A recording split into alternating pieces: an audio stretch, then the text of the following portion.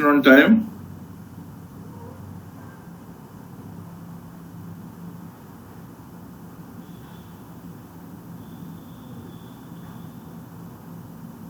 Information was available. It was given yesterday itself. Yesterday, yes. We were thinking of somebody else, but there was some issue with them. So I said, okay, as it is, we had announced that we are going to have the debate on the subject. So I thought, let's start. I'll share my thoughts, and then we can discuss about. I got an assignment yesterday in Central University, so I was traveling for 2 days. Oh, I just reached now only. 2 days. Okay. That you were traveling there. Manoj? Yes. Manoj, you are not joined? Okay.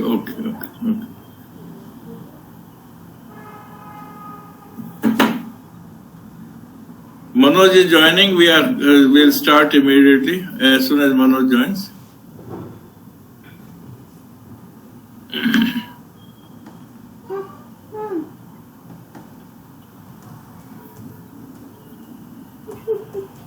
I thought that we'll share. I'll share something about my thoughts of the financing over a period of time, and then we'll have a discussion on the who should pay for higher education. There are something how things have evolved over a period of time. I'm going to share with you today. As soon as Manoj joins, Manoj takes a lot of interest on economic aspect of it, finance aspect of it. I thought let him join, and then we'll start. Main object would be to sharing with you how things started about the financing of higher education in India after the independence, and how things went up to 1990 when the concept of liberalization started. Budin has joined.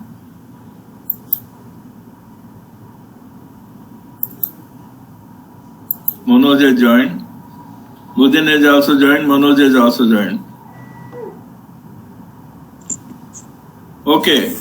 I think welcome. Manoj, welcome. Budin, welcome.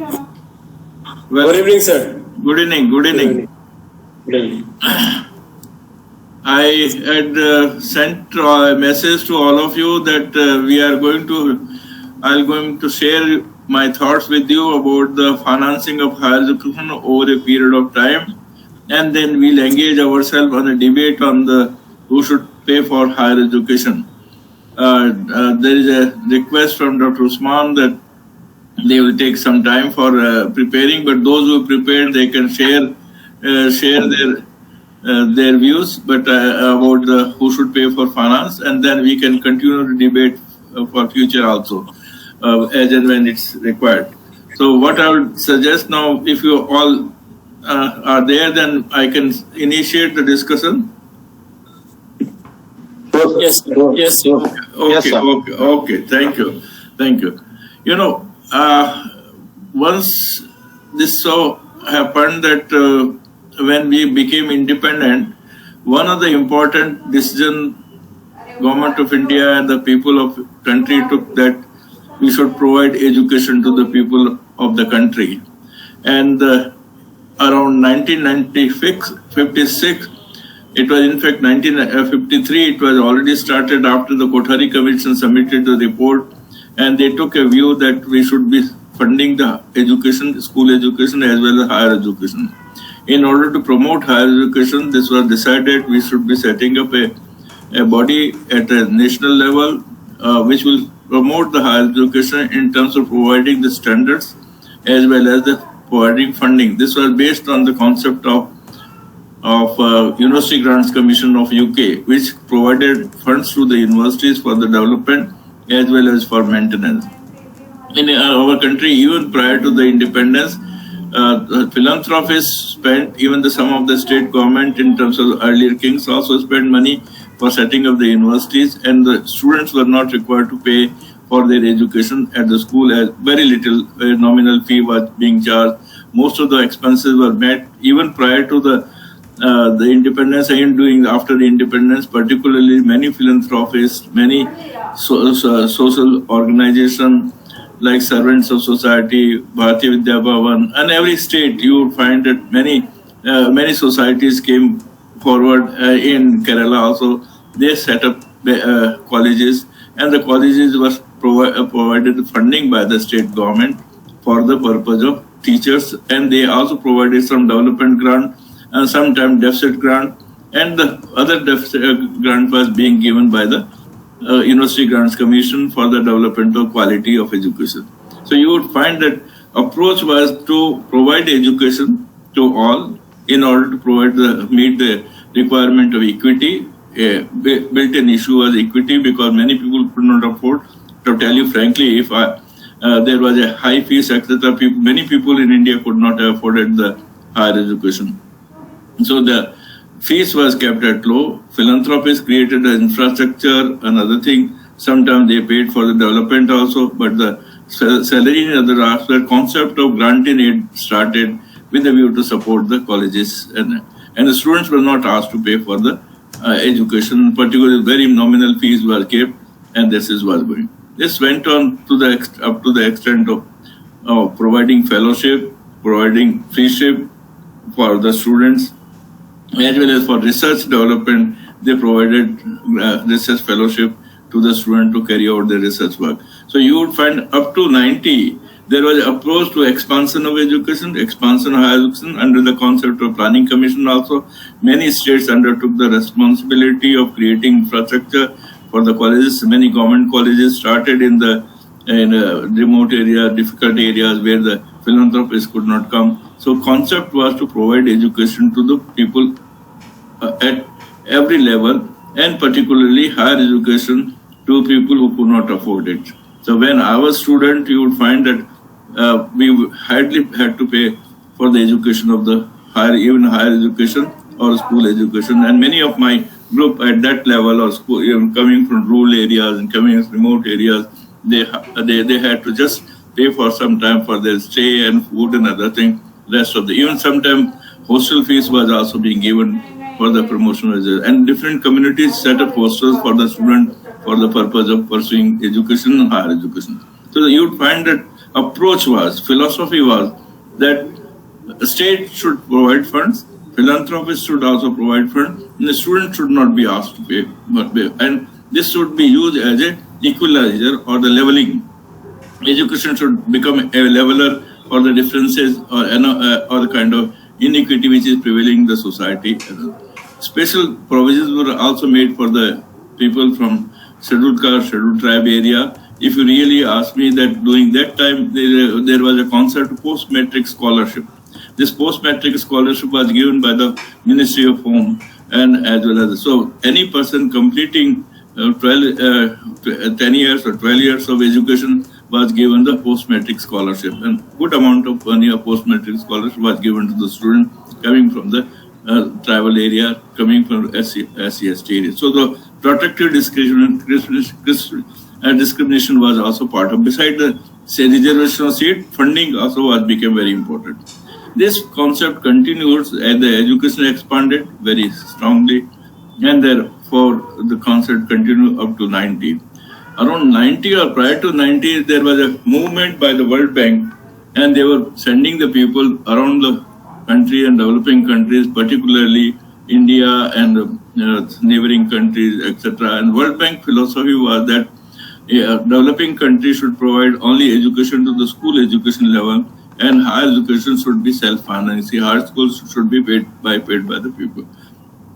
This was the concept they started, and the new concept of subsidy concept was also suggested by them. I remember that when I was in Nepal, Sakharov came with the idea of the returns to education. He had a very strong view that India should be doing the only primary, secondary education, higher education should not be doing.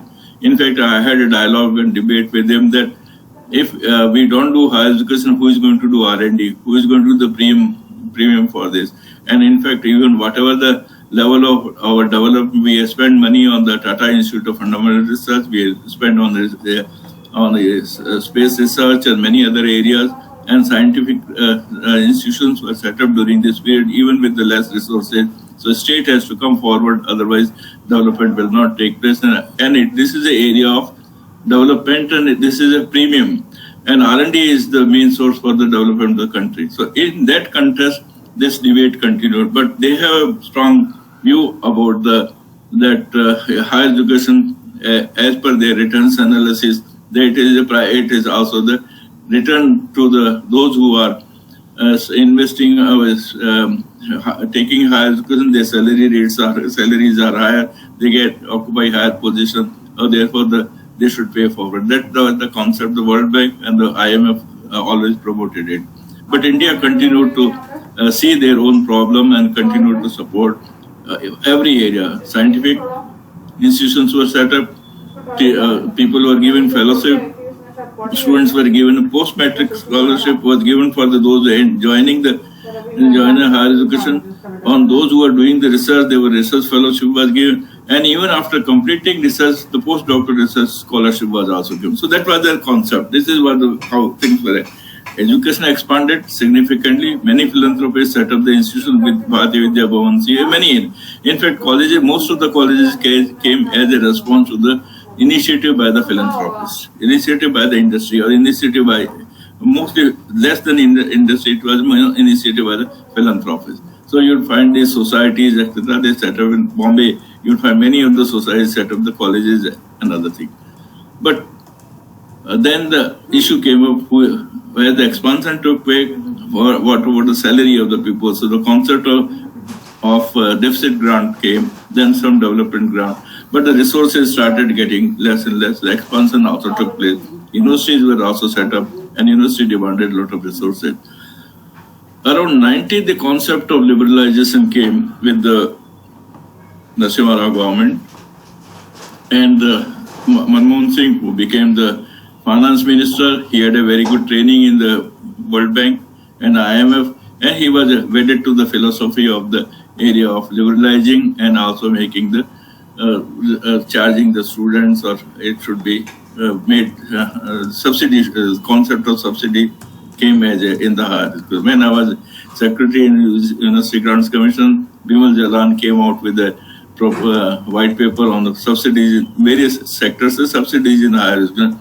Main thrust was that resources should be mobilized from the student.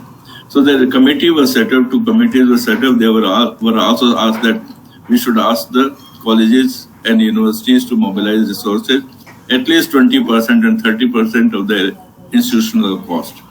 I had done a work on institutional cost of universities and other things, but this concept of 20% or 30% of mobilization started during that time. Piley committee came, many other committees also came.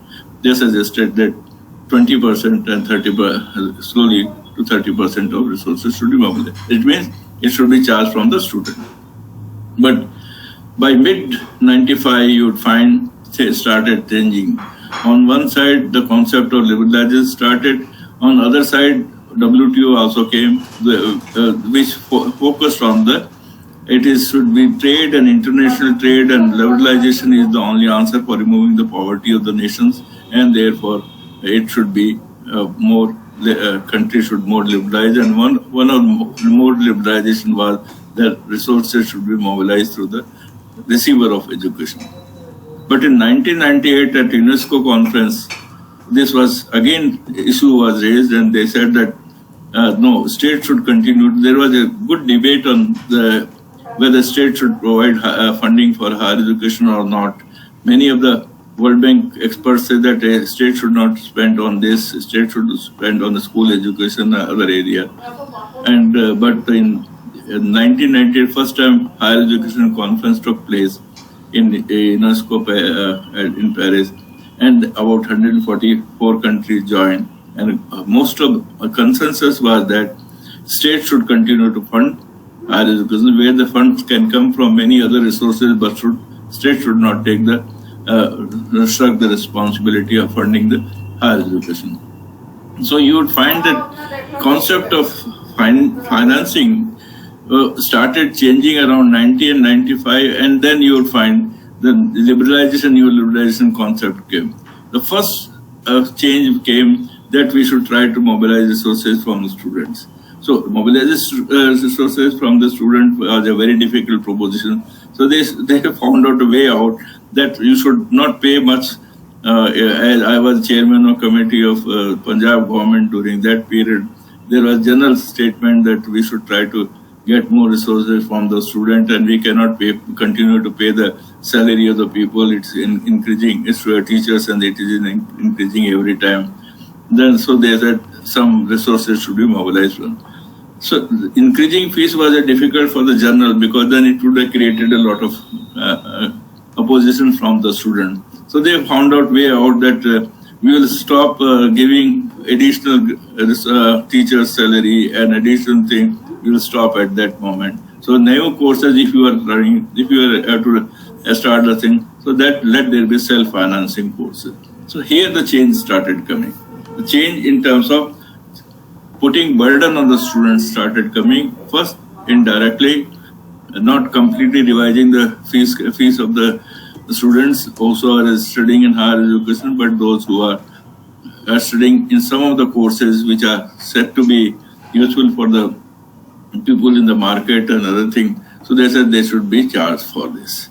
So you would find self-financing courses started first in the colleges, which are partly funded by the government, which are not funded by the government. First, self-financing colleges became popular in certain states and certain areas. So you'd find that self-financing courses started, and then slowly they moved on to the self-financing courses in the universities also. So the public sector also entered into the mode of self-financing. And this courses, self-financing courses, charge sometimes full cost, sometimes more than full cost. And there is a concept of subsidizing the other students by charging more to the students also came. You know, there was a point in medical and other colleges, there was Supreme Court issue also came in that contest. The capitation fee was being charged from the student who were appearing for the medical. And there are two sets of fees were determined at that moment of time. One is merit seat and other is that market-oriented fees, etc. So these concepts started coming. This was debated in the Supreme Court, and therefore you will find this competition fee was challenged. But the people started saying that where the fees is the self-finance issue, they have to have the fees to meet the expenses of the teachers and other expenses. So self-financing courses continue to remain. Around 2000 things started further changing. Or in fact, 95, 96, although 98, it was suggested that the state should continue to fund, but state started withdrawing from funding for higher education slowly and subtly. Subtly in the sense that they started giving permission for the setting of a private universities also. One is self-financing courses in colleges and universities. Other is setting of the private universities also, which is self-financing. Self-financing. It is full fees charge person. First attempt was done in Chhattisgarh by setting up a private university act, which was struck because all of a sudden you find 30 to 40 people applied for the private universities within a short period of by executive order they were given the university and the private university set up. But when the case went to the Supreme Court, in fact, Prof. Jaspal had filed the case that this is deteriorating the quality of higher education, this system of private university. But that act was stuck on account of that executive had passed initiated this concept. It was not passed by legislature. In our law of land, the university should be set up by act of parliament, act of legislature. It should be specifically passed as act of legislature. So this again stopped for some time, but then after 2000, around 1998 or 2000, things started changing completely. Once the state passed the act, private university, by overcoming the limitations posed by the earlier limitation was found in the act of Chhattisgarh. Then subsequently many states removed the anomaly and the act was Private University Act was passed by the legislature, and you would find many of the states came out with the Private University Act, and they had set up under this act in the Rajasthan, in Madhya Pradesh, in many of the states, Maharashtra was already there, and many other states this happened. As a result, you would find there was expansion of private universities, which is charging almost self-finance, full cost coverage, full cost recovery from the student. There was an issue on the about the deemed to be universities. When I was there, this issue also came up. How do we fix the fees of the students, those who are self-financing deemed to be universities? So I suggested a formula that if it is a cost recovery, then let us see what is the cost being incurred by the institution in terms of the input, teacher input, infrastructure, and kind of laboratory, and depending on the quality of the services provided, a fee should be charged, and they should not be more than 10 or 15% for the developmental charges, development of the institution. So that was suggested, but I think actually it happened in the later on in a manner they would like to have it. So this is where the change started coming. Once the private universities came, they had depended more. Of course, infrastructure investment was done by many people. In fact, I have been also one of the general director of a private university, GD Goenka Private University. Their main function was to recover the cost, and infrastructure investment was done by most of the private universities to begin with. This infrastructure investment was ranging from 100 to 150 crores. Many times it's depending on small cities or big cities, you find that it's about 50 to 100 crore investment was done on land, infrastructure, etc. So that was a plan, was recovering it over a period of time, and the cost should be fully should be met by the students. So the change is, on one side you find that we continue with the government colleges, we continue with the, but we entered into the concept of self-financing, and then we started providing private education to the students and those who could afford, they could join the private university. There was a debate even earlier also, those who could afford, they should be paying for the education, and those who cannot afford, the state should provide. That kind of debate also started.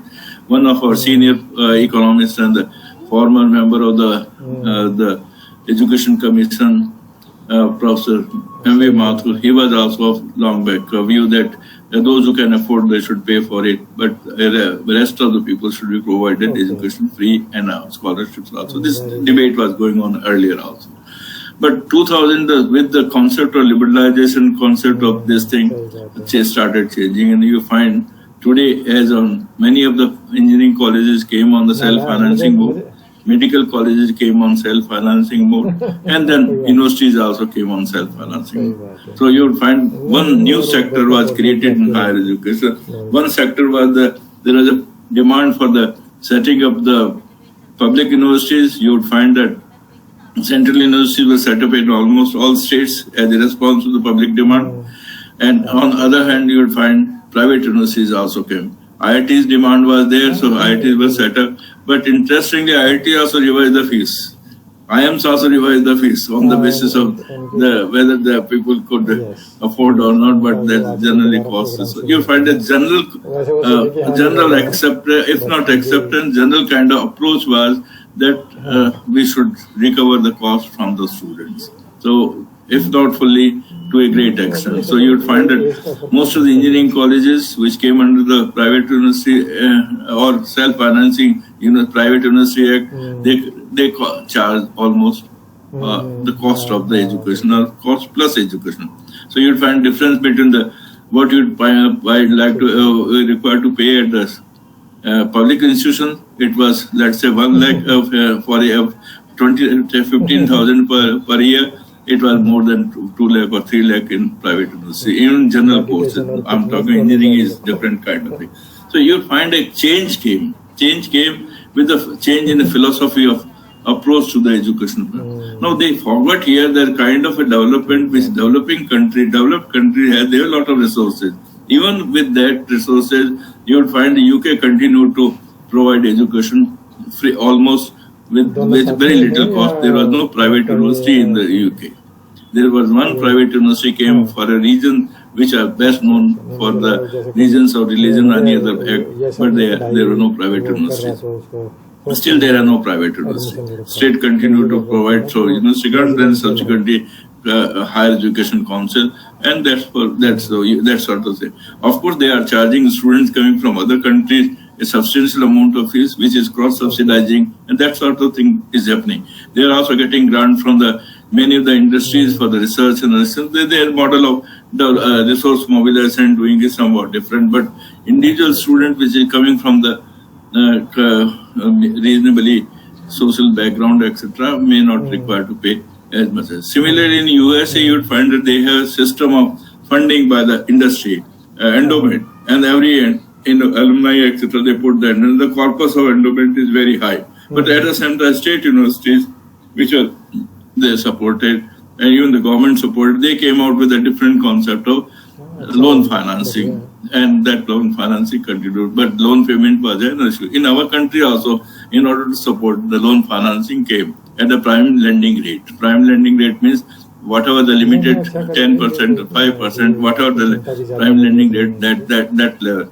And there is concept of loan financing came first to support the student who cannot afford, but up to 4 lakh, 5 lakh, it was saying without any collateral, but some kind of guarantee, up to 7.5 with the collateral, and 10 and other 1,000. Today's latest information is that about 79,000 crore were spent on the loan financing, and out of it 6% or 7%, 6,000 crore is NPA. This NPA problem was also in the United States, where a lot of loan financing was done. So new concept of those who cannot afford, they should take loan and they pay for the future. This was also initiated. So you find change came. First, state should be providing funds for the education, for research, for development, scholarship, fellowship, etc. Then self-financing courses in the universities. Then self-financing colleges in the professional colleges, engineering, medicine, etc. And some of the management college, the concept of self-financing management college came under the AICT new regulation of standard on colleges. So you find complete changes started coming on the sea of the higher education. Many people were left out from education during this period. So up to 2000, there was a strong expansion of private sector, both universities and private colleges, and full cost charging. And those who could not afford, they should take the loan. I told you the present position of loan, and that is the situation.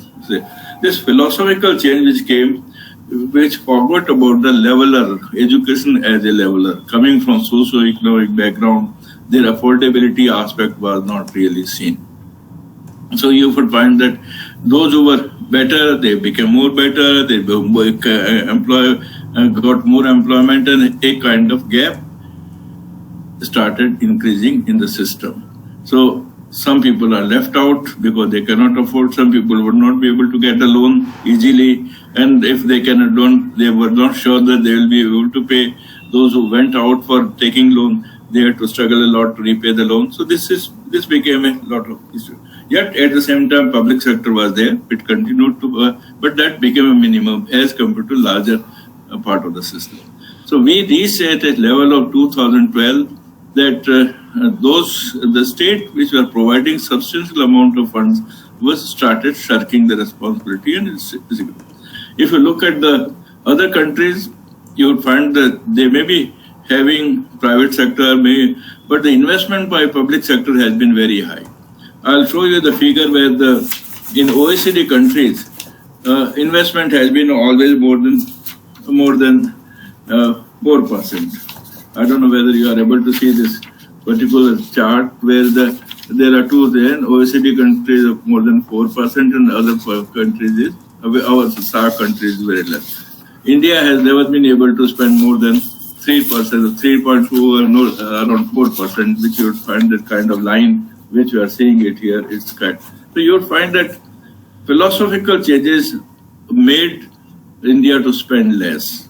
And when the public spend, and other countries with the private sector, other thing, public continue to spend up to 4% of GDP, and sometime more. 7%, they went up to 7% from the institutions. So this concept of following the West in terms of mobilizing resources, because they still continue to spend more money in higher education or school education, whatever the education, the GDP of this. We have, for last 10 years, our allocation has been also much less. If you find that earlier we were about 3.17 or 3.38, now we came down to 2.84, 2.88, and then 2.8, now proposed 3.1. So there you find that if change in thinking, change in philosophy has been quite revealing, quite obvious. So now in this case, there is a real issue today has come into the higher education system, whether it is becoming a leveler of differences of economic, social, and other culture, by providing reservation of certain kind, it will help certain, but not all the people. Even to giving reservation up to, which is also being questioned now, up to 8 lakhs of this, that also is being questioned. The reservation is not the answer only, but it is a kind of providing facilities for education, providing educated infrastructure, providing hostel facilities, providing lab and laboratory. UGC's main role was to provide the quality education. You would find that a lot of investment were done by the UGC on equipment, library. First of all, their criteria for allocating resources were library, then laboratory, then other things, then faculty exchange, promotional research, etc. That has been hiding because they have been asking us what is it. I said the focus is on infrastructure, where the lack is there in terms of girls' hostel and other facing, or focus is on laboratory equipment, focus on library facility, focus on research and other, and development of the faculty in terms of human resource development, and then also promoting the concept of autonomy to the college and giving money. So UGC main role was how to sustain the quality, and for quality what kind of funding has to be done. That started also getting reduced under the concept of subsidies. So we, after 2012 up to 2000, things were reasonably acceptable. After 2000, things started completely changing, and people somehow accepted this concept of liberalization in a big way, that it will reduce the problems of the development, remove poverty, and India and many other developing countries would. The real fact is that this liberalization has not really helped many of the countries to solve the problems of development. And therefore, resources flow to education and health are very less. The countries which are spending more money on resources, health, education, and other things, they are again reaping the benefits of development and also economies of scale in that process. And India has been put into a disadvantaged position. This is the scenario which you are finding from 2000. Earlier, 1956 to 80 up to 80, there was a concept was supporting by state, providing some fund, allocating more resources. Around 90s, philosophical changes started coming, and slowly by 2000, the sea change came in terms of funding for higher education. Though still you would find that many of the states, IITs were open, IIMs were open, and many of the states that was in the public sector pressure, public people pressure, many states. But in terms of providing support to the colleges, either set up by the philanthropists or either set up by the state, was slowly reducing. So this is the scenario within the. Today, affordability question has become very important for many of the courses. Even general courses you cannot afford. The other day somebody told me that Ashoka University is charging 5 lakh or 6 lakh rupees for economics program. No, economics program 6 lakhs or 5 lakhs if they are charging, or any social science program or even arts program. It means the person who is earning around 10 lakhs a year or 20 lakhs a year can afford to pay 6 lakhs, or he has to spend after, or he has to take the loan. But then many people may not be inclined to do that kind of. But the other side, that there are no seats in the least cost charge institutions or public institutions. So there is a strong problem in terms of those who cannot afford, they cannot really join the private colleges, private universities, because their affordability question. loan they can take it, but repayment loan is becomes ISN1 NPA as it is seen, and NPA is mostly when they take 4 lakh, 5 lakh rupees loan for education. This has been one of the challenge for the higher. So these are few challenges which have come to stay with us in higher education. On one side, development depends on the level of education of people. On one side, we want to achieve the GRE 50%. Some of the states have achieved the GRE of 50%. But GRE 50% is still less than 90% what you find in USA, or 90% you find in UK, or many of the developed countries. So it's still less. We are still lagging behind. On one side, our GRE is less. We desire to have the GRE of 50% by 1935, by 2035, 2035, and then other side, our allocation has not been there. As I showed you, allocation has been declining on higher education, and that also has a reflection on higher education. If you look at the budgets of all the three of the last 5 or 10 years, even 10 years, you would find there has been a shift in terms of priority of the government with regard to allocation of resources to education, health, or other things. More resources are going for the law and order. More resources are going toward that. So that is a matter of really concern and this thing. So today we are standing at this level after a long period of struggle. How things change, that is also a matter of further inquiry, investigation. One is the lobby, opinion, etc., where things work very strongly. Other is the policy of funding. If you take the resources from IMF, then IMF has a certain kind of conditionalities, and conditionalities say that you should mobilize funds from the students. And the only school or primary education which should be spending and not more in the school. That is one of the conditionality for getting loan or IMF or World Bank. That's it. So that is the kind of scenario. Many of the countries, not only India, you would find this is the problem which you will find in many of the countries in SAARC countries. You would find many of the countries, African countries. You will find in communist Central Asian countries. This problem is becoming quite acute. Whether it is undergoing a change in course of next another 5 to 10 years, that is a matter of really further understanding, study or other thing. Present scenario is not really making any kind of promises. Although they talk about we are going to spend over a period of time 6% of GDP, which is the policy statement makes, will be increasing 20% every year. But for last 2 years, we are not seeing any kind of change in terms of what has been promised, what has been stated in the policy, what is being actually done. So one has to really come out with an opinion, strong building the opinion about it. One has to think about carrying out the studies on affordability and how many people are left out of the process of education during this period, and how we can help them to come to the level of education. These are the few challenges which we are facing now.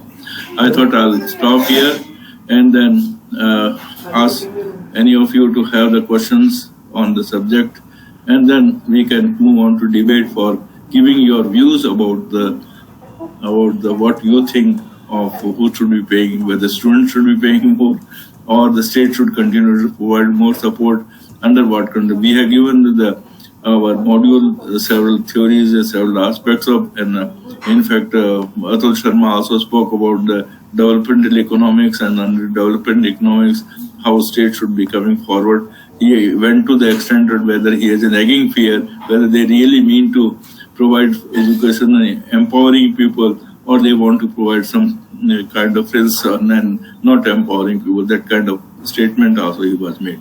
So these are the few points which I thought I'll share with you, and you can now I open it for your questions, and then we'll enter into debate by you about who should be paying and for why. Yes, Dr. Manoj. Yes, go ahead, Dr. Manoj. You raise your hand. You unmute yourself. Dr. Manoj, you unmute yourself. Yes, sir. Yeah.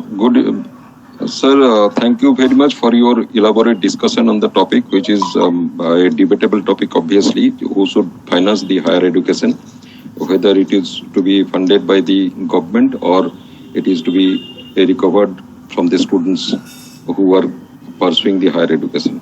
Sir, may I know what are the situation in other developing countries like India, whether in those countries also the similar situation is going on, that there is parallelly both the private sector institutions as well as the private sector institutions are running parallelly, or those countries who are developing or underdeveloped, they are providing the free education in case of higher education also for their students.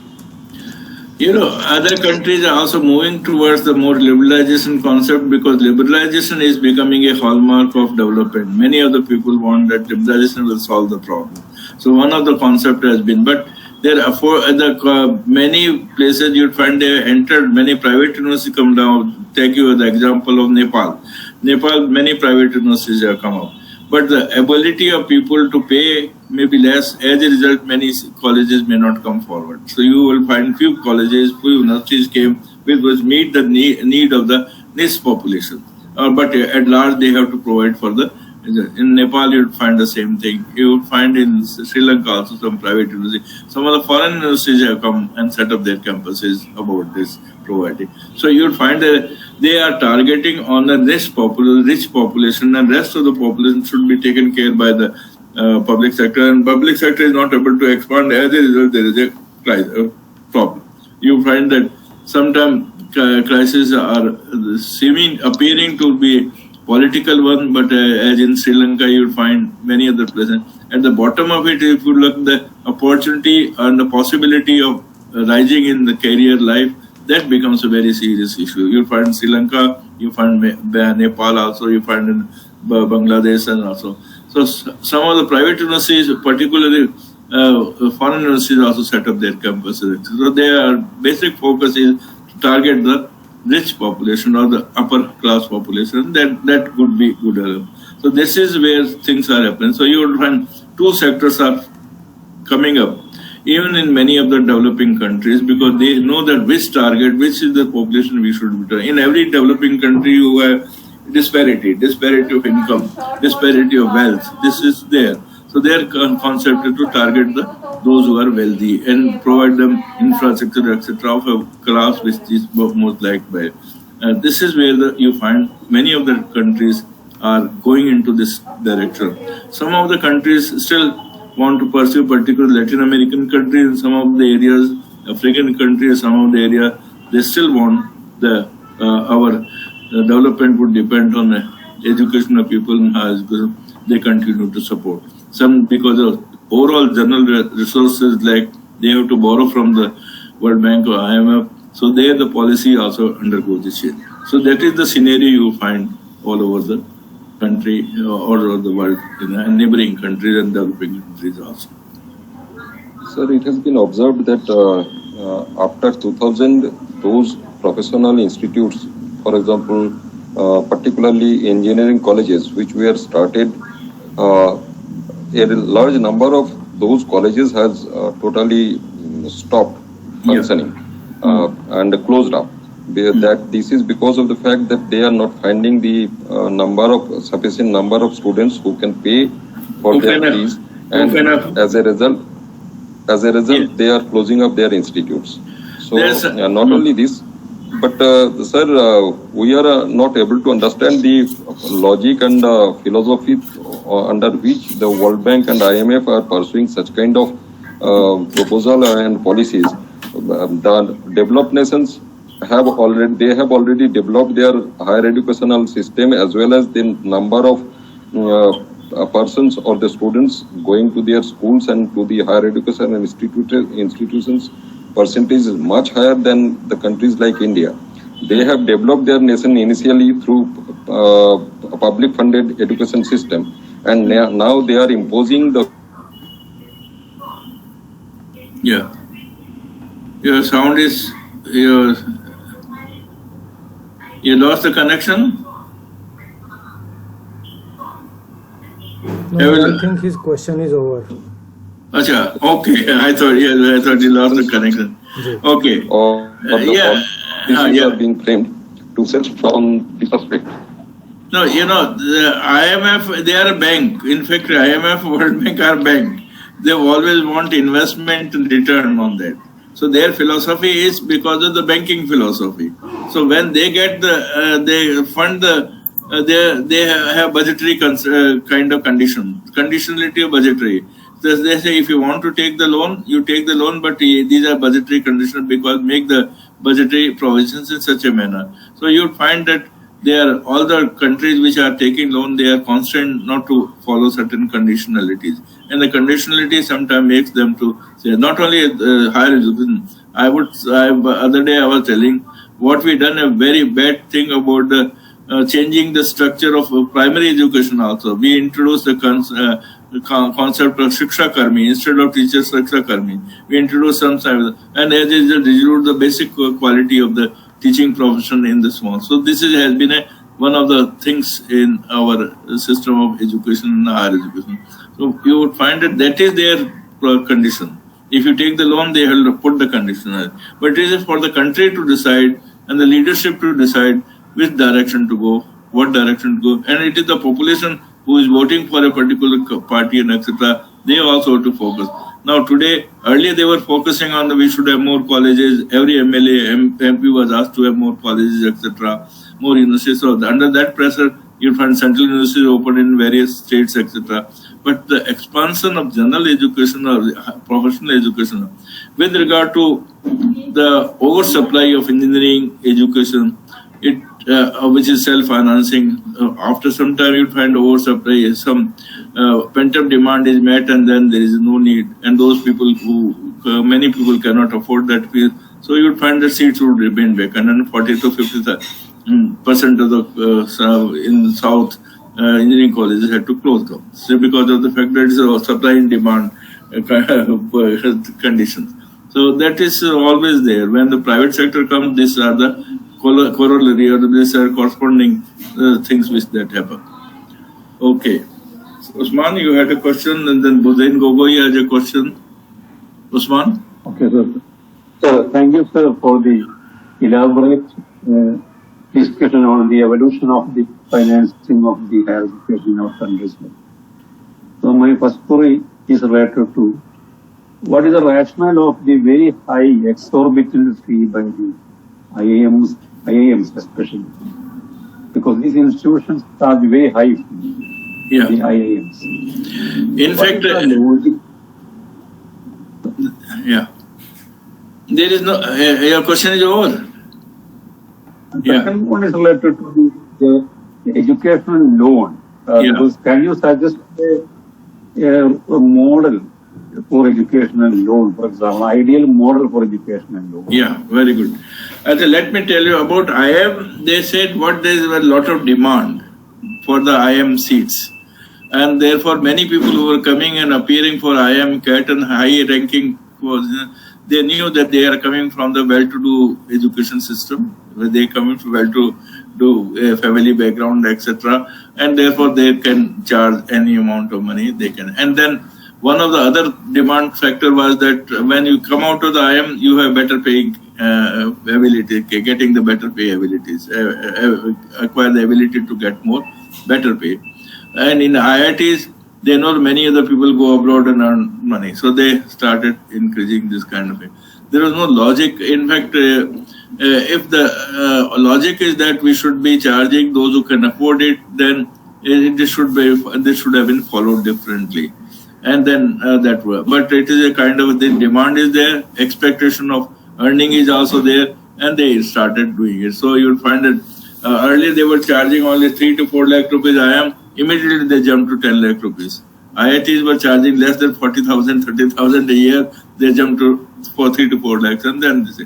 So because there is a demand, there is expectation of person who earn more money, and they say that people coming from this sector are really those who have it, because the competition has made the people to fight for the seat. When they fight for the seat, they prepare well, and those who are coming from better educational background, etc., you find that they are able to get a better education background, gives the social economic status only give the better education. So this is a continuation of the same thing. So I didn't find any logic where, in fact, corpus is with high. Ahmedabad, Ahmedabad is a great amount of corpus. They don't need to ask the student to pay for it, but they have made it. This is where, and the new policy also comes that you don't ask questions. Earlier they were started questioning that you cannot charge more, and therefore you have resources, and the state is already paying you the salary and other things, so you should not charge. But then the philosophy also changed, and the management concept also changed, and they were given this. So this is a point. Now coming to the what is the best course of loan financing? The best course of loan finance is what I had written long back: tuition postponement loan scheme. Yes, tuition postponement loan scheme. This is a TPL. This is a loan postponement loan scheme. In that concept, I said that if they are being given loan, of course, loan would be at the prime lending rate, etc. But that would be only after they get the employment over after 1 or 2 years of their settling, and then certain percentage every year that could be charged from. I in fact suggested even those who are migrating professionals on whom investment has been done subsequently, they should repay their kind of capital investment we have done it. So if at all loan is being given, repayment of loan should be subject to employment of a person, and certain percentage of income you cannot, and the interest rate should be amortized for that period. You should not ask interest rate till the time person has completed the education. That should not come 4 years or 5 years, whatever, 2 to 5, 4 years, and then 2 years of his employment, and then it should be long, and that is possible.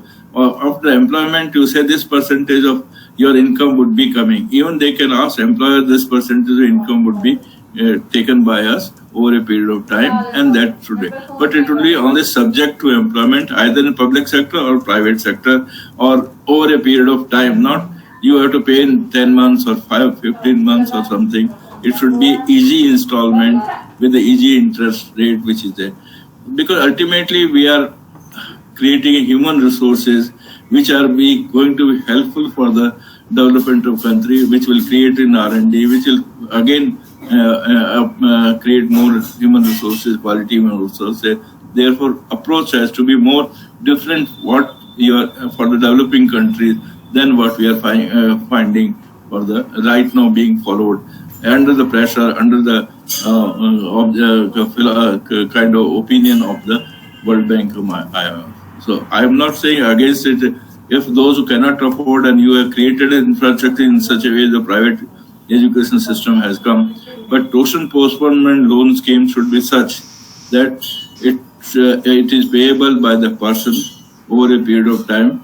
Of course, recovering your interest rate and etc. at reasonable, because ultimately it's investment in human resources, human capital formation. So you should not.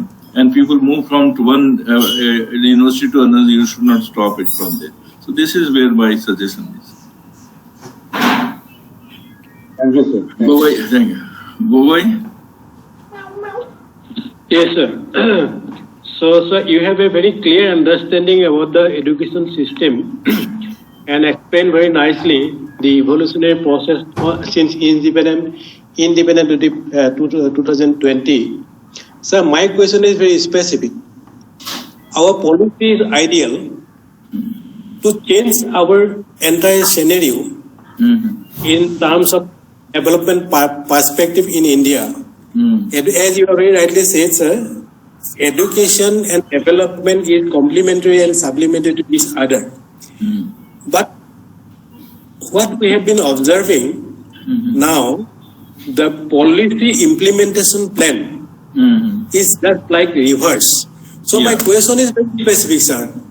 So as you have rightly said that our leaderships, our national leaders or political leaders, they are having political will to change the scenario or not, or they want our people remain like this. That is my question. If that is so, then there will be no change in India. That is my question, sir. You please explain. Number two, Yeah. OECD. Sir, we have been twice into the OECD. OECD, yeah. And yes, sir, we have discussed many things in the OECD. As you are focusing on this OECD and there is 4% and beyond, they are spending 4% and beyond. So Yeah. why we should 5%. not take OECD countries as our ideal one to change our scenarios? These two questions I would like to. Yeah. hear. OECD countries are spending more than 5 to 7%, 6%.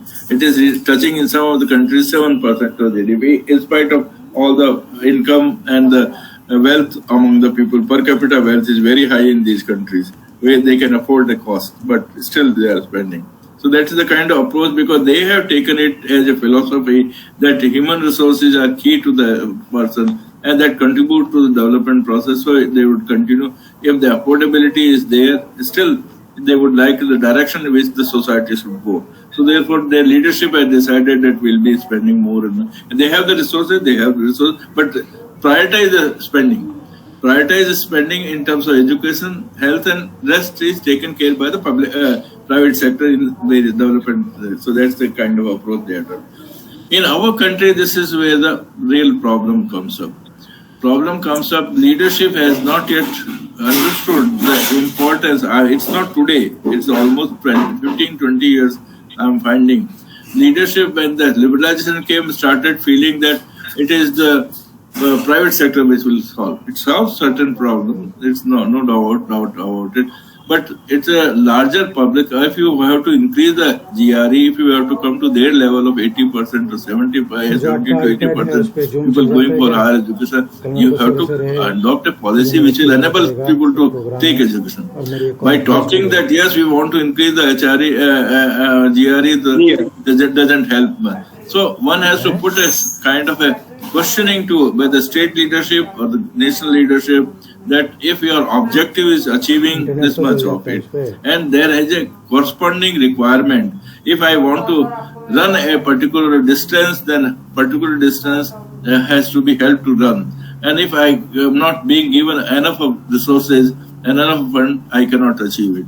So there has been some problem, and there it seems that education was at some time, education was a high priority.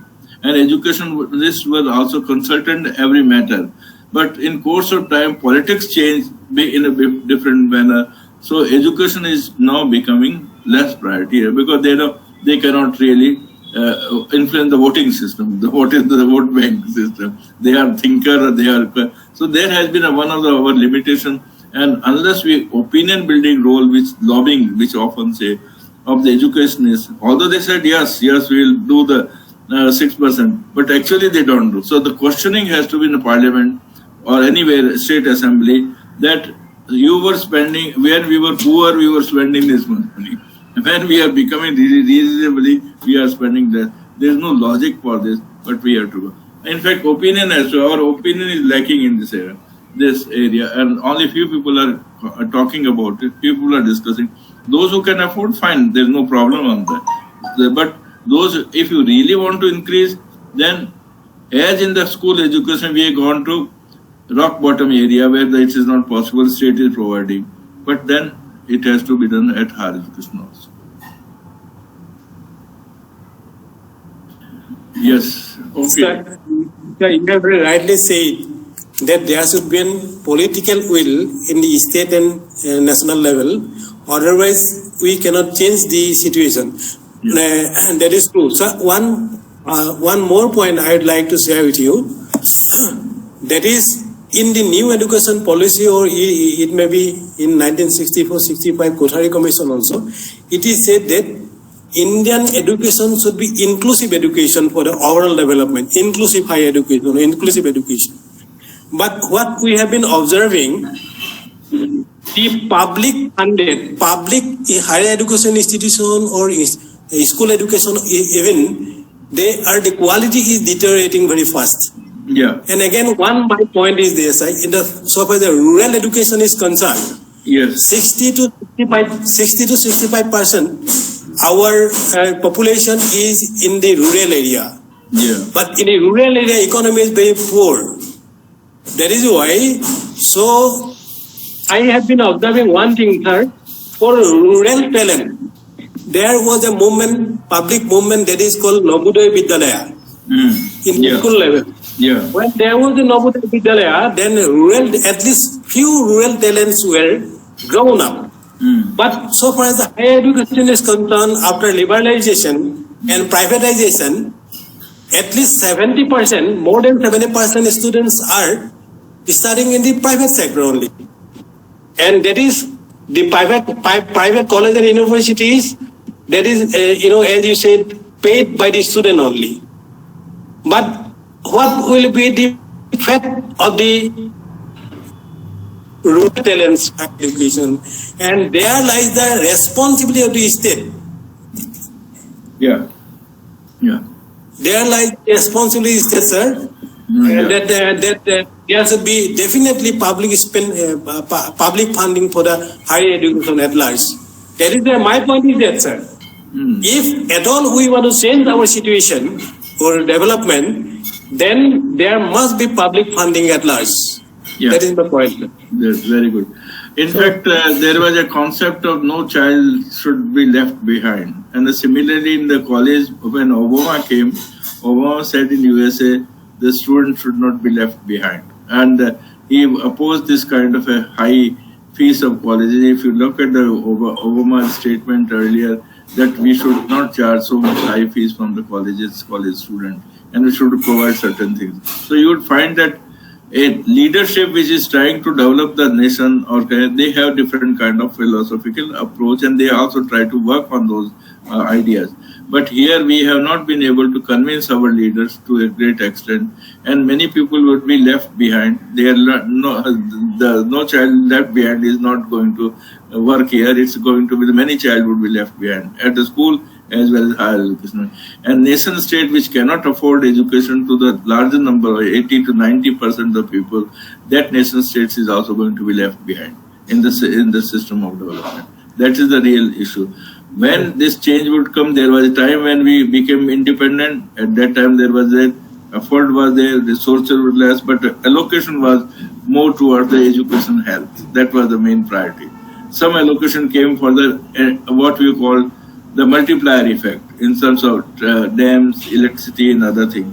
So now the change is now you can have a big statue of 30,000 crore rupees. You can have a big parliamentary. I would say the more than parliamentary spend, you should have the spend.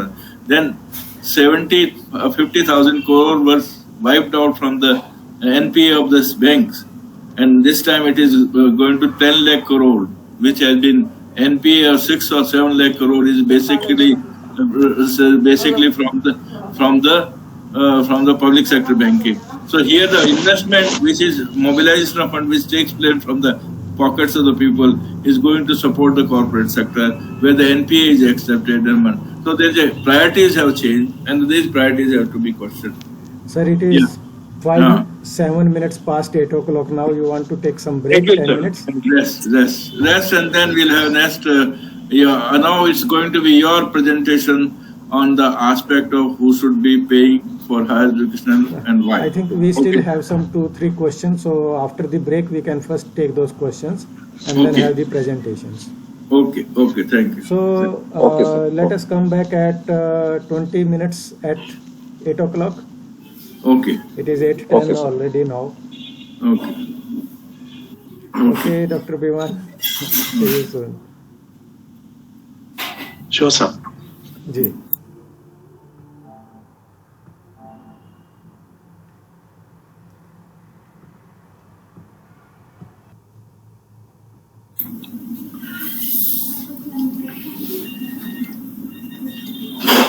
Yeah. Okay, welcome back, everyone. And I think now Dr. Usman wanted to ask, can we wait for 1 more minute so that Dr. Pal can also join?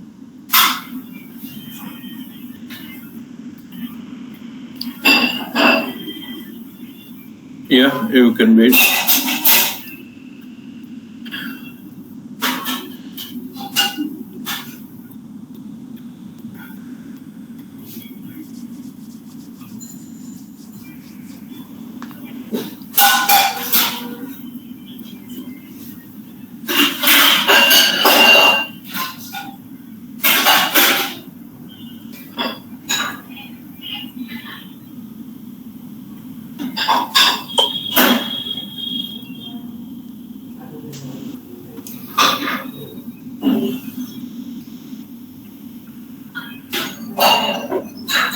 Yeah.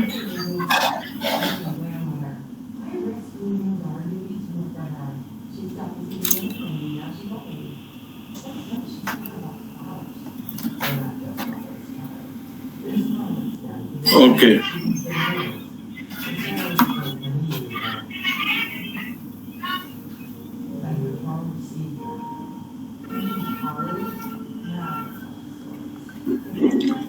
Okay, I think you will join.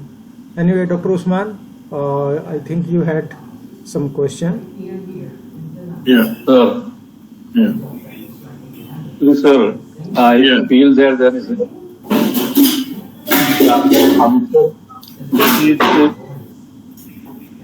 actually there is an unfortunate paradigm shift in financing of higher education to some extent, because earlier we had the plan financing, plan funding.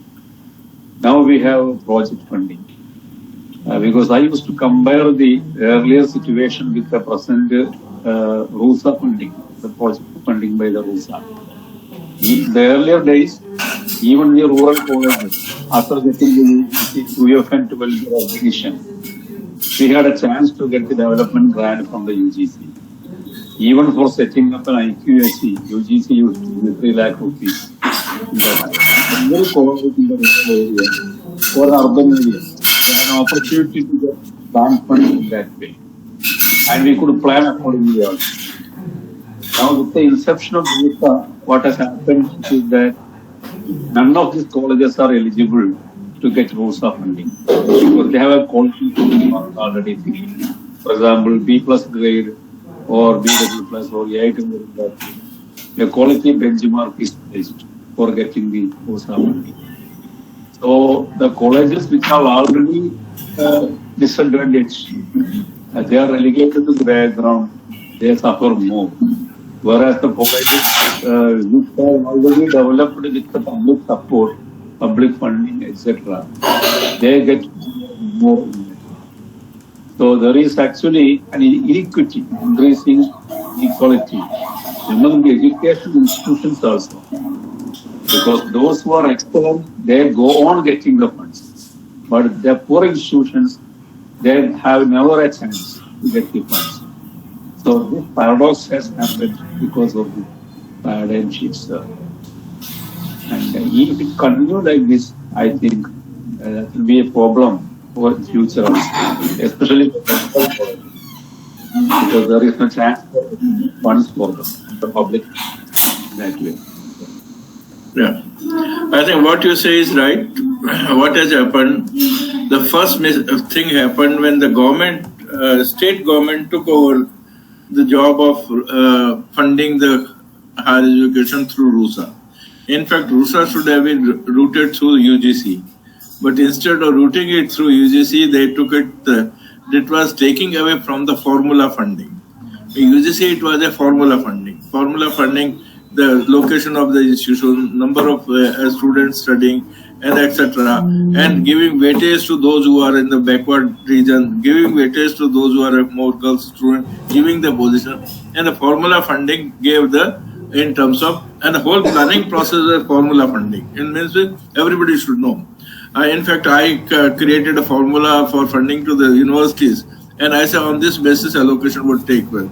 There was a question in Parliament that allocation has not been done, but when they saw the formula, they said, I think it is a perfectly all right formula. So questions were dropped. Basically, that formula funding takes care of disadvantages, takes care of the limited problems, etc. Their funds flow to the even rural area colleges.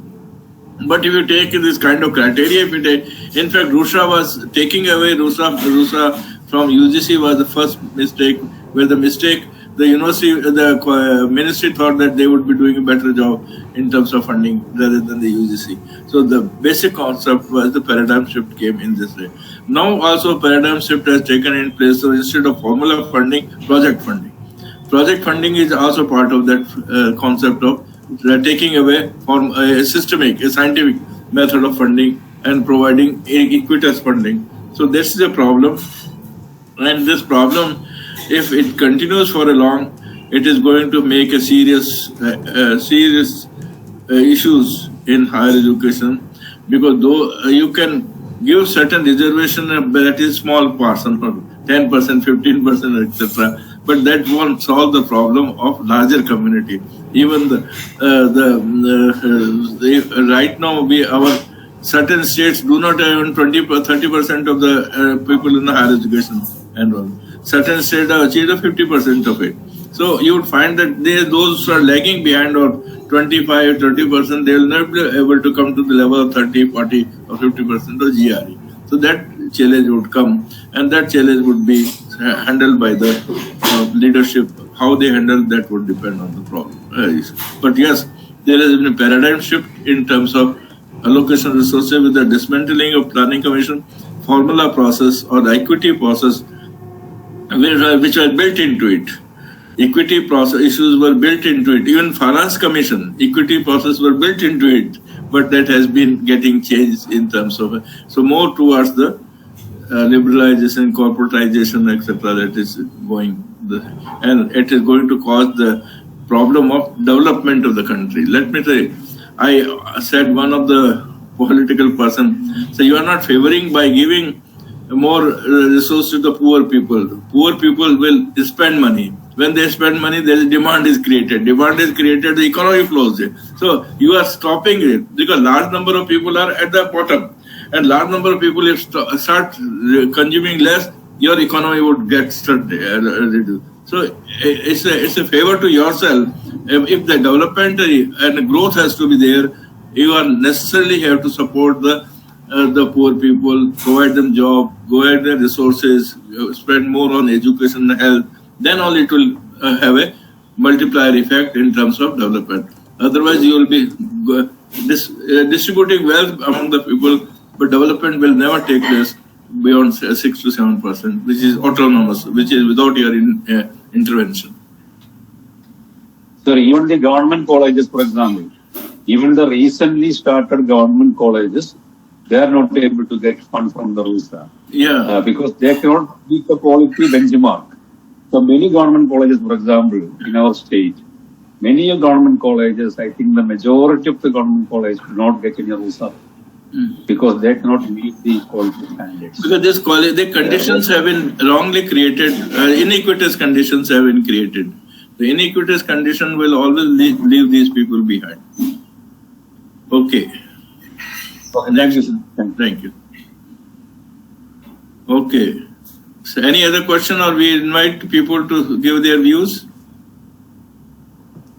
I think Dr. Manoj Paul also wanted to say something. Bhivan has wanted to also share something. Dr. Bhauri was also wanted to share something. So let us start with the Bhivan, if we have some point to share. Yes, sir. The thing is like this, when it comes to the question who should pay for higher education, I was just thinking of what is happening in the state of Meghalaya. Dr. Bhauri will agree with me that we first of all do not have, sorry, I'm not feeling so well, that's why. First of all, we do not have industries in our state. And as a consequence of it, we realize that the government is very poor when it comes to, say, payment of the staff, payment for the students. Right now, for example, the government recently has released the scholarship of the students, and that also only after the students have met the chief minister, then the NGOs and all demanding that the students should be paid for their scholarship, etc. Now, when it comes to higher education in the state of Meghalaya, we realize that we have altogether almost 81 colleges affiliated to the university that is in the state of Meghalaya, the Central University, the Nehu Northeastern Hill University.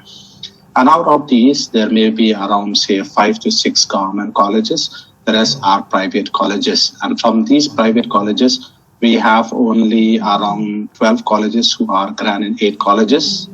And most of the grant and aid colleges are given out. I heard there are only 600 grant and aid vacancies, which most of them, almost 500 of them are in the state capital of Shillong.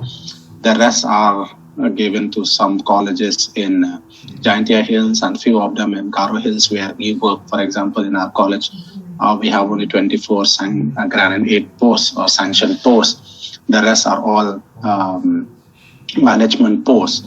We have around 72 faculty members, and only 24 are grant and aid posts, and the rest of that have to be spent by the college. Now, when it comes to in terms of the fees that we are taking from the students, it is really very, very less compared to maybe some of the colleges in mainland India. For example, let me give the example of my own college, because we call it a private college, a missionary college. We caters to the students of the border area, those who are actually in the border with Bangladesh and other parts. Our monthly fee is only 800 rupees for the day shift and 500 rupees for the morning shift, and the annual fee is only 8,000. Now, when we look at the total amount of the students, when it comes to even the examination fee that they pay, it's basically annually they are spending only say 19,000 rupees. Only 19,000 rupees. That is with regard to the college annual fee, the monthly fee, etc. And the scholarship recently they have received, most of them are getting like 22,000. It's enough for them to get a scholarship in order to pay their entire fees in the college. So basically, when I look at what is happening in the state of Meghalaya, we realize that even though the government colleges, the so-called government colleges, their staff are paid by the government very high salary. They are getting almost like 60 to 70,000 rupees. But when it comes to really the teaching part of it, we realize that private colleges in the state of Meghalaya are faring much better compared to these government colleges. Their enrollment is very high. For example, near our college, we have the Tura Government College, where the enrollment is almost 5,000 students. But when it comes to term of the performance of the student, the results, the performance of the teachers, it's very, very sad to see. So there is this discrepancies when it comes to government colleges as well as private colleges. When it comes to really who is to pay for this education, we cannot say that the government itself has to pay for it. Though we get grant from UGC, now with RUSA, as we have already discussed, RUSA, we will get grant only if we are able to get the score, the NAG. Till then, we will not be able to get. Now, I'm hearing also that there are, especially in the state of Meghalaya, there is a RUSA office in the Directorate of Higher and Technical Education. But most of the time, they ask us to fill up the form, work on the plan that we have. But the money we did not receive. For example, the 2 crores that we were supposed to earn after all the submission of our project that we have given, whether the central government has, RUSA has allotted the project to the individual colleges, we do not know, because it never really come to us. So when it comes to that aspect, we realize that the government plays around, especially when it comes to higher education. As I said, they give the best salary to their staff, but when it comes to really the performance of it, it's very poor. So there is this discrepancy that we see among the colleges in the state of Meghalaya when it comes to government colleges as well as private colleges. So I would say that though the government has to do majority of the payment for the higher education, but we cannot also say that the students should be given completely free education, because unless they pay something, they also have a feeling that they will not perform well. I have seen that even in a government college here in the state of Meghalaya, the students have to pay a certain amount. For example, they may not pay like a monthly fee of 800 or 1,000 rupees or 1,500 rupees, but they pay a certain amount at the beginning when they take the admission, because they are paying for their education. So, but the majority of this one should be the role of the government in order to help out institutions, especially private institutions, when it comes to education. That is on my opinion regarding payment, especially who should pay for higher education. Yes. Thank you. Dr. Bauri, would you like to make observation?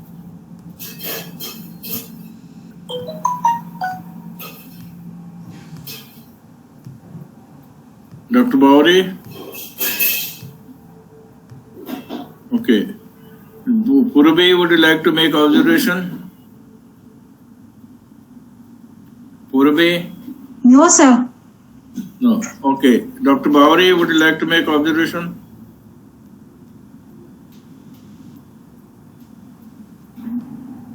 Okay. Manoj, would you like to make observation? Sir, just I would like to add one thing. In one hand, there is government has already enacted the Right to Education Act. Yeah. Okay, but the policies what are being followed is just contrary to that. In one hand, they are passing the act for education as a one of the fundamental rights. But on the other hand, the government is gradually shrinking the provision of funds for the education, particularly for higher education. Just this is one of my observations. Okay. Okay. So I agree with Father Vivan what he has said. Okay. Okay. So it's a kind of in Meghalaya, a particular area that state should pay, but students should also pay Yes, sir. amount which is required. Otherwise, they don't take education seriously or they don't work seriously. Is it that point? No, it's not that they don't take education seriously. They do take, but financial condition of the students are not at par like the mainland India. Okay. Okay. So you mean keeping in the financial condition, if the fees is to be paid, fees should be put according to the ability of people, affordability of people to pay, and rest should be paid by the state. Yes, students should pay less. They should pay, no doubt. But then,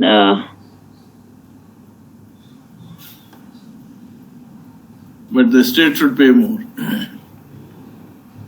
You're not on mute, yeah. yes, sir. The Yeah. state should be paying more. Okay. And develop especially those colleges which are still lagging behind.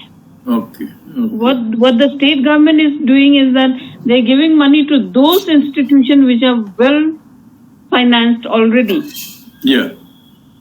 and not to those institutions that needs the money to Yeah. develop themselves.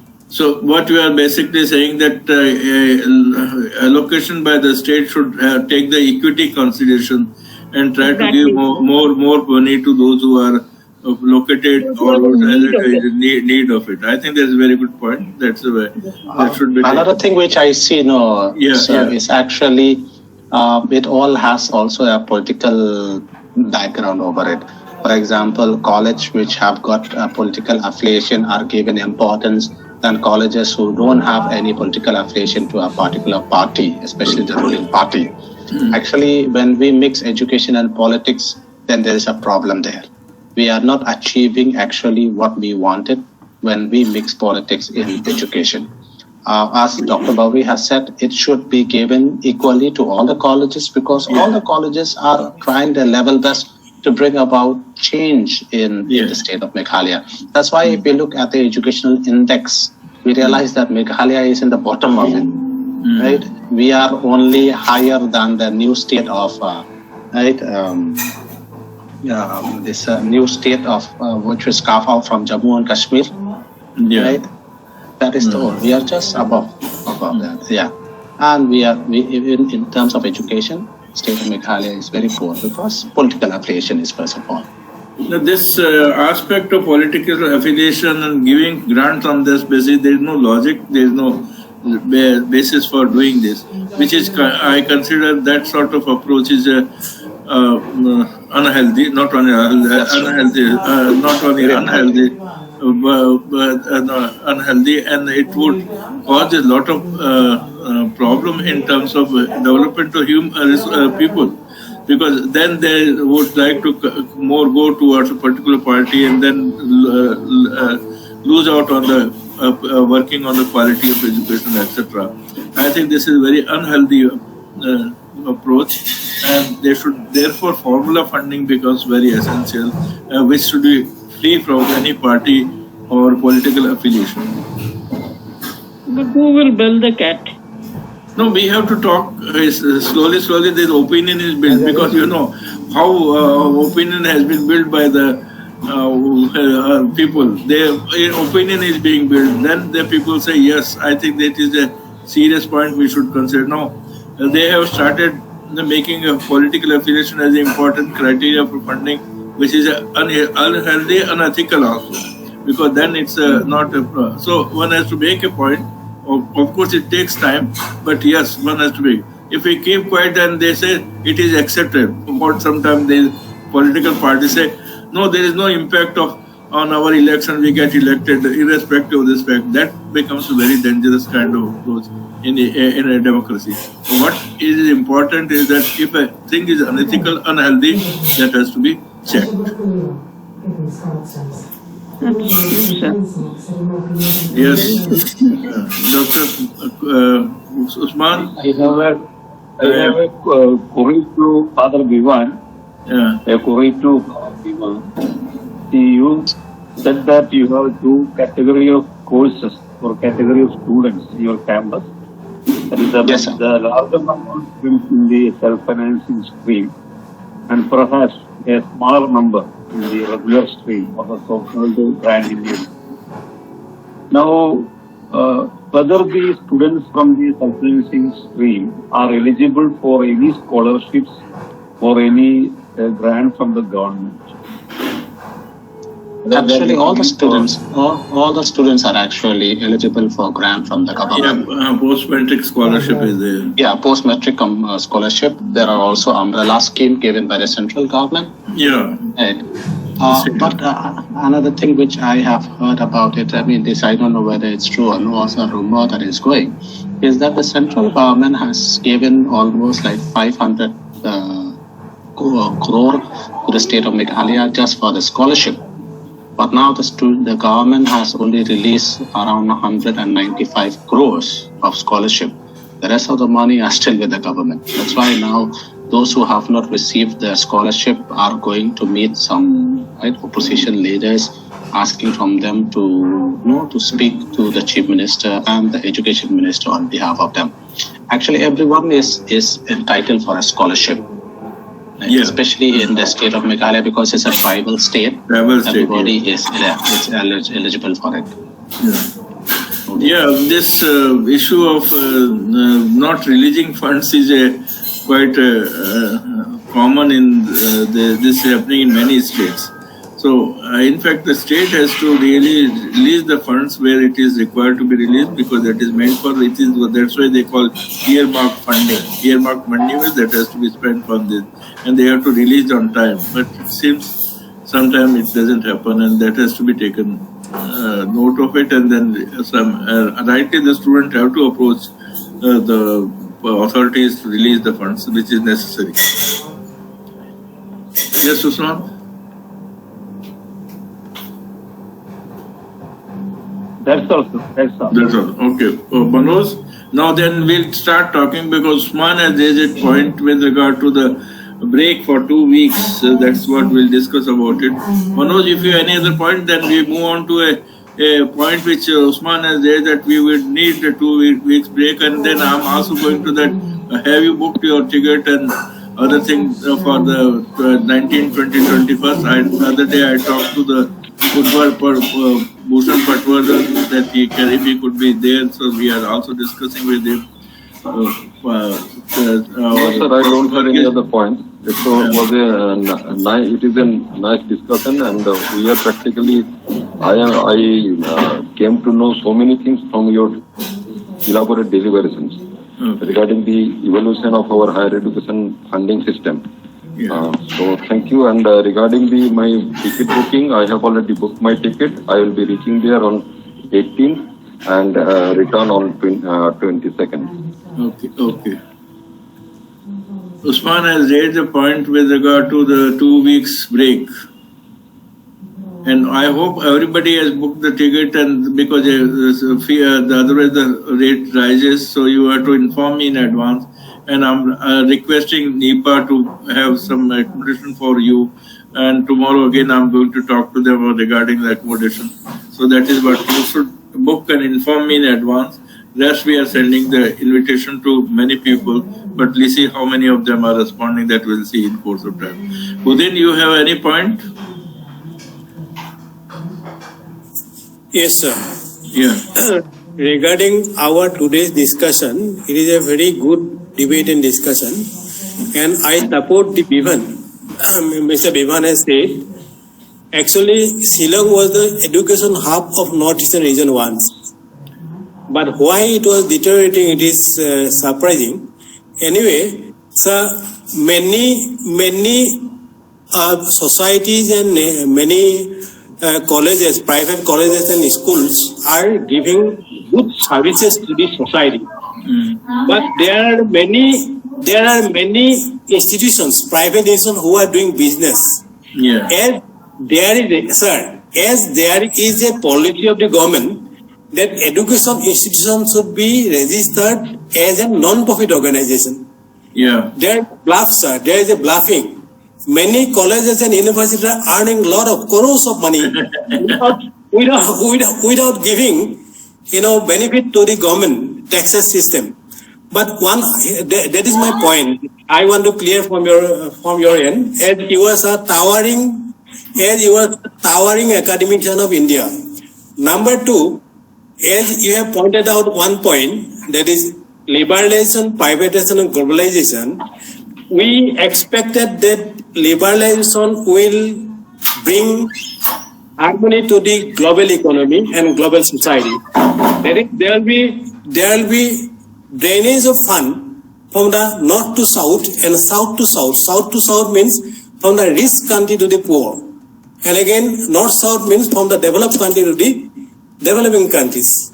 But in reality, as you very rightly touched, that in the reality now, the richer country is become rich. Now, developing countries or underdeveloped countries are become weak. And again, so far as India is concerned, what I feel, liberalization, as many colleges and universities are doing, that is, in America or China, their economic system is different. In America, they are having very transparent system, which is called trickle down. Overall development, and the development will benefit the poor. In China, equitable distribution of the wealth. But in India, I do not know, sir. I want, as you are a very good economist, I want, sir, whether the LPG is working for India or not. And again, I have one point. So far as the higher education is concerned, foreign universities encroaching India. Many foreign universities are now doing their own business in India. Whether that is benefit, we are getting benefit out of it or not. That is my three questions. Yeah. And again, I want an explanation from your answer. Okay.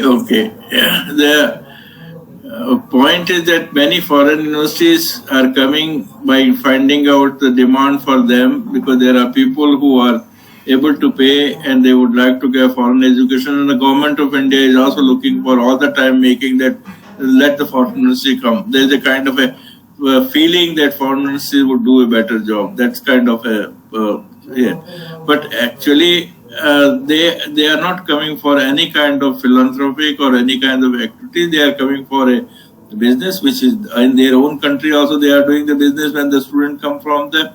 That is kind of that. But there is general feeling that yes, they might help us to provide. As you know, earlier we started FDI on the technology, but technology never came to us. And then we opened it for finance and the insurance and all those things. So there is a real dilemma, a real problem with regard that you want to have them, but whether they will be able to come. And many of the good institutions are not coming forward in spite of persuasion by the UGC that they should come forward, because there are two conditions. One is the process of doing, second is the resources required, third is the affordability of student to pay that fees, which is very high. So that is the real problem. Now, with regard to the other questions, which is it is allocation, though they talk about it, even in the Hope they talk that rich country should pay for the poor country in the Cope. But actually, they have not committed when and how much of it. It's just talk. So there is a disparity in the and our ability to really get the commitment fulfilled by these people is much less, because they are not depending on us in many cases. In certain cases, they are depending on other countries. So therefore, it is becoming a kind of a one-way traffic. One way they are compromising. It is in the larger interest to do it, but they may do at their convenience or as much as they like.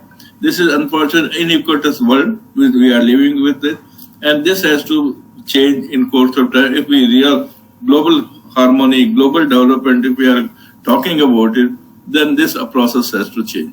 This process cannot sustain for a long. There was one study done by some research scholar, and they said that inequity will not sustain the global development. In global, what the Millennium Development Goal, which we are talking, MDG, development goal, that will not be fulfilled of equity, quality, etc. in education. We are lagging behind it. So global development objectives are also not going to be fulfilled if we are not able to remove this inequity which are rising every time. Sharma had written a book on the inequitous distribution of resources leading to less development. I also said more the equity, greater the development. That's the kind of system which is. Lesser the equity,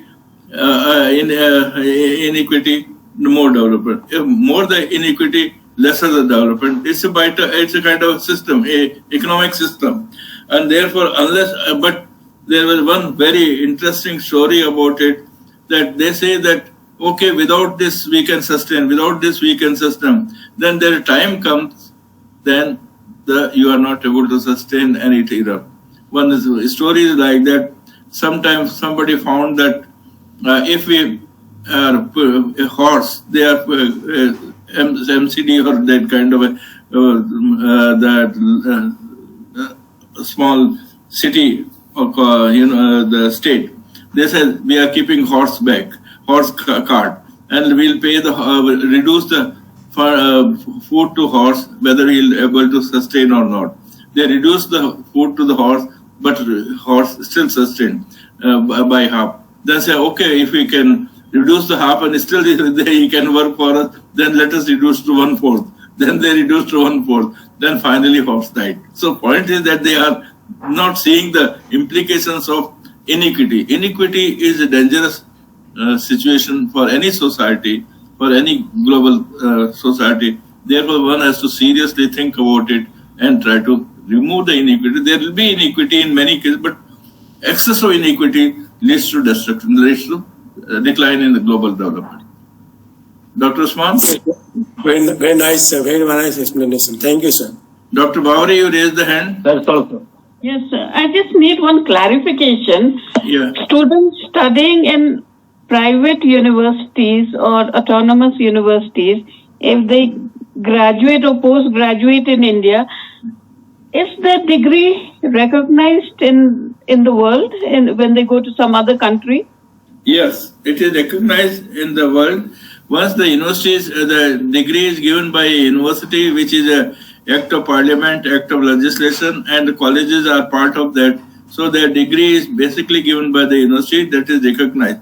Now, what sometimes it happens, because there is a UNESCO and otherwise it is a university to university recognition sometimes.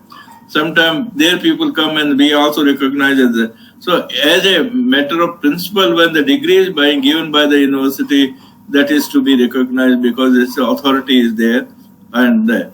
But some universities might choose not to, but they still not refuse the degree. But for some regions, they like to say they have to specify the reason. Otherwise, degrees are recognized in the world. And the UNESCO works on this, the kind of a recognition of a kind of,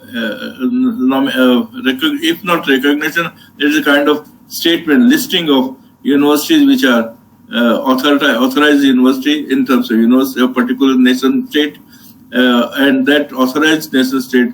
There may be fake universities, there may be unrecognized universities, because there are many in India, also about 20 to 25 universities calling themselves universities. UGC has put there are fake universities. Their degrees are not recognized. Many other people in other countries also, their universities may not be chartered one. In UK, if university is not chartered, their degree is not recognized. But if university is chartered by the state and also licensed by the state, then it is recognized. And what about UGC recognized universities? That degrees are recognized by everywhere.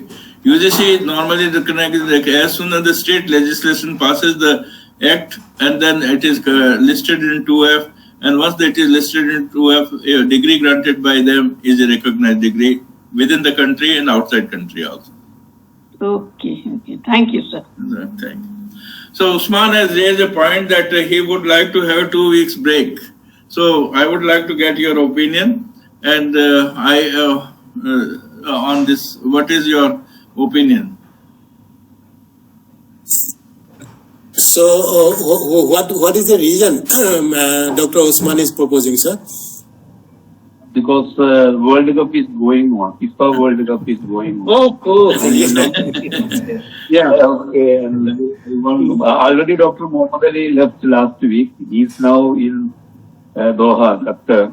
I also plan to leave for 1 week there, at least to see a few plays in that way. And even otherwise, in these places, football is very important. And we enjoy football in that way in TV and these things. So if can we have a short break for this program, that is the conduct for this program, and Till contact program. need to after conduct program, because After contact we have program. already booked the ticket for 18. Myself and will be reaching there on 18, and we have booked the return ticket on 22nd. Perhaps Mohammad Ali may be coming directly from Doha. Yes, such a plan. Anyway, we have booked the ticket. Okay. About Bivan, Dr. Bivan? I cannot say anything because I've already missed 3 weeks of classes. For me to miss again, it will be difficult. So if you have, maybe I will be more happy. With regard to Delhi trip, sir, can you give us an invitation, because you know that I need to first of all show this to my superiors, who will later on give me a permission to go. Right? Because for us, we need to get it from the superiors, who is known as a provincial. He gave us the permission. If he says no, don't go, I cannot go. If he says yes, you can go ahead, then I'll decide to go. But I need to show a letter to him saying that I'm attending this program, and I hope there will not be any problem. Because also by 15th we finished the examination of the student, the university examination, and that by 16, 17 we closed the college for the winter break. So we'll send an invitation letter tomorrow. Yes, if you can send. Yes. We'll send to all of you the invitation letter tomorrow, so that you can talk to you. Sure. I have to book my ticket, because the thing is I have to show first to my superiors. I'll send the invitation letter tomorrow itself. Sure, sir. Yeah. So, but if all wanted to take that 2 week break, it will be. No, I mean, for me, I'll be missing classes. But then, if everybody has requested to it, I have to, go together with the crowd. Yeah. What about Dr. Bawri? Do you think that I've been missing classes all these days. I think last 3 weeks we missed. So, I can understand Dr. Usman's football craze. Okay, no problem. No, what we'll do. Yeah, we have only one on the 1st of this December, and then we are having the second contact program on 19th, and the second would be on 7th or 8th of December. So 1st December is on the policy. So maybe that material would be available to you on website, and you can join from even Doha for if it is time permits. Because nowadays you can join us if time permits and etc. You enjoy your football at the same time. You can also, if find time, you can permit. Only first, when are you leaving for FIFA? I have only planned, sir, actually, depending upon this. I have asked for the ticket. Okay. Confirmed. Okay. So anyway, it is possible you can go, and then we can have. We have 1st of December. beginning of the policy, and then after a week there will be, and then you are coming to Delhi for this purpose. So there are going to be two sessions this before the country, and then we will be resuming after the 2021st this thing. So there will be some break. But in case you need break, you can tell me in a few days. What about Banos? Purbi, Budin? So we can have I don't have any problem to continue or to have a break. No, but okay. But everybody is missing, so that we can continue. Only that we can request Dr. Usman to join us anywhere he is there, or our proceedings would be available on the our URL, that canvas, so one can see it, and that would be there. If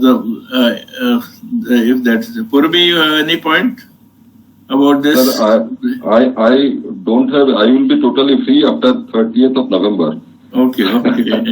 And still now, because of the fact that there are some official works, so still now I am in office along with my staff. Okay, good. So Purbi, you have something, or Goga, you have I will book I will book the tickets today. Okay. Yeah. Okay. Then I'll send the invitation to all of you, and let's see how best we can. We'll be having one or two more sessions. First, the December. In fact, I wanted Panchmukhi to join. For this, Panchmukhi not keeping well. He has written a good paper on conditions, criteria for developing a policy. But we'll have some person who is associated with the policy, or otherwise many other people are there. So we'll like to have it. So next, we will be launching the next module on policy on 1st of December, and 1st of December is first interactive program, and then we'll move. I'll also move out for 2-3 days, and then we can resume the 7th or 8th. 8th is next. 8th is next Thursday, isn't it, Sharma ji?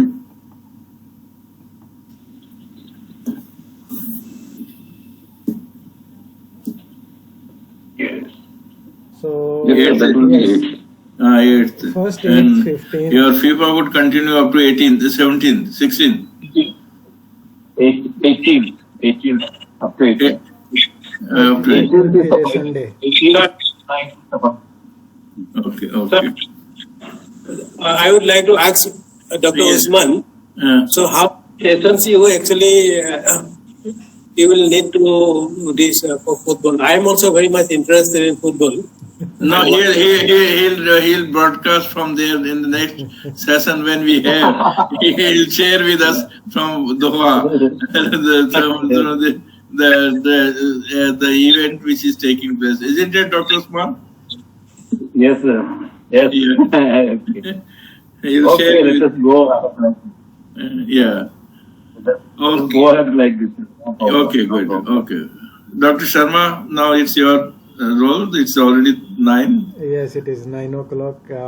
Okay, friends, thank you so much. This is really quite a live discussion on this very important issue, and it is good that we could finalize about the forthcoming workshop. So, Forthcoming workshop, you will be having meeting some of the stalwarts. I also talked to Bhasan Patwar, if he is free, he will be coming. Then Varghese is going to come on the very first day. Then Professor Pant and Professor Sharma and some blockchain persons are also coming. And then autonomy issue also we are going to take, because some of the people asked about the autonomy. So we'll have a fairly very interesting and exciting program, which I'll be finalizing in a couple of days, and I'll send you invitation also. Yes, sorry. Dr. Usman, you have a hand raised. You want to say something, or it is the older one? No, older one. It's older one. Okay. So, enjoy the football match, either from India or by directly going to the Arabian countries. Have a nice time, and those who are still staying in India, we will watch either on TV or through the WhatsApp call. If you can make us from there. So Thank you, sir. bye. Thank you. Take care. Good night. Thank you very much. Thank you. Good night, sir. Okay. Okay, good night. Good Thank night. you, sir. Thank you. Good night. Good night. Good night.